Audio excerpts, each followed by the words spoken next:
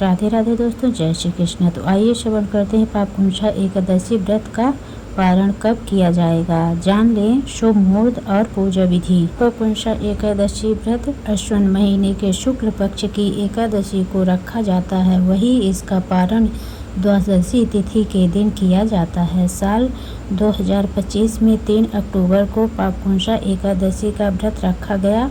आइए जान लेते हैं व्रत का पारण कब और किस समय किया जाएगा। पापकुंशा एकादशी का व्रत रखने से पापों का नाश होता है। हर वर्ष अश्विन माह के शुक्ल पक्ष की एकादशी को यह व्रत रखा जाता है।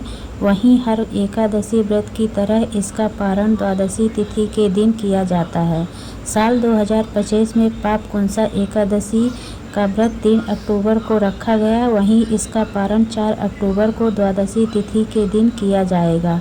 आइए ऐसे में जान लेते हैं कि पापकुंशा एकादशी व्रत के पारण का शुभ मुहूर्त कब है और किस तिथि में इस दिन पूजा करनी चाहिए। पापकुंशा एकादशी पारण मुहूर्त। पापकुंशा एकादशी का पारण 4 अक्टूबर को द्वादशी तिथि के दिन किया जाएगा। द्वादशी तिथि 4 अक्टूबर को शाम 5:11 तक रहेगी। हालांकि एकादशी व्रत का पारण सुबह के समय किया जाना ही शुभ रहेगा। पापकुंशा एकादशी व्रत का पारण आप 4 अक्टूबर को सुबह 6:23 से 8:44 के बीच कर सकते हैं। एकादशी व्रत का पारण आप चावल, घी, शहद, बला सूखे में भी खाकर कर सकते हैं। पापकुंशा एकादशी व्रत पारण विधि। एकादशी व्रत के पारण के लिए द्वादशी तिथि के दिन आपको सुबह जल्दी उठना चाहिए और स्नान ध्यान करना चाहिए। इसके बाद स्वच्छ वस्त्र धारण कर आपको पूजा आरंभ करनी चाहिए। पूजा में सबसे पहले आपको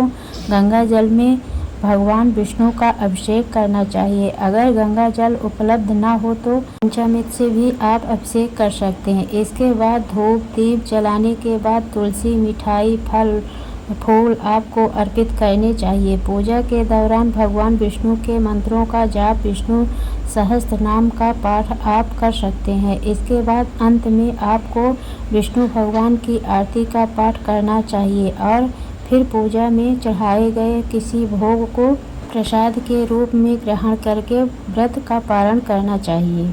श्री माता की कथा। एक कथा बहुत प्रचलित है। श्रीमद् देवी भागवत पुराण में इनके अवतरण की दिव्य लीला कथा भी बनाई गई है। एक बार शिव ने अपने तेज को समुद्र में फेंक दिया था। उससे एक महातेजस्वी बालक ने जन्म लिया। यह बालक आगे चलकर जलंधर के नाम से पराक्रमी दैत्य राजा बना। इसकी राजधानी का नाम जलंधर नगरी था। दैत्यराज कालनेमी की कन्या वृंदा का विवाह जलंधर से हुआ। जलंधर महाराक्षस था। अपनी सत्ता के मध्य में चूर उसने माता लक्ष्मी को पाने की कामना से युद्ध किया, परंतु समुद्र से ही उत्पन्न होने के कारण माता लक्ष्मी ने उसे अपने भाई के रूप में स्वीकार किया। वहां से पराजित होकर वह देवी पार्वती को पाने की लालसा से कैलाश पर्वत पर गया। भगवान देवादिदेव शिव का ही रूप धर कर माता पार्वती के समीप गए, परंतु मां ने अपने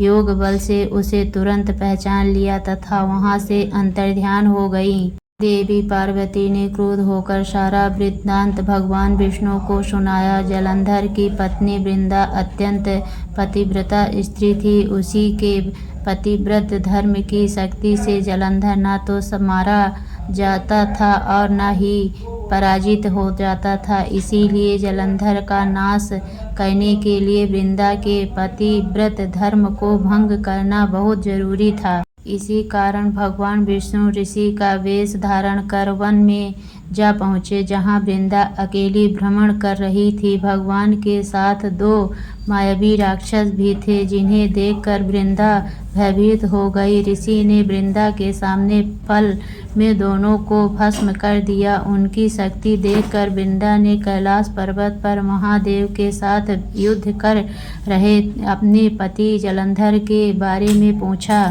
ऋषि ने अपने माया जाल से 2 वानर प्रकट किए। एक वानर के हाथ में जलंधर का सिर था तथा दूसरे हाथ में धड़। अपने पति की यह दशा देखकर वृंदा मूर्छित होकर गिर पड़ी। होश में आने पर उन्होंने ऋषि रूपी भगवान से विनती की कि वह उसके पति को जीवित करें।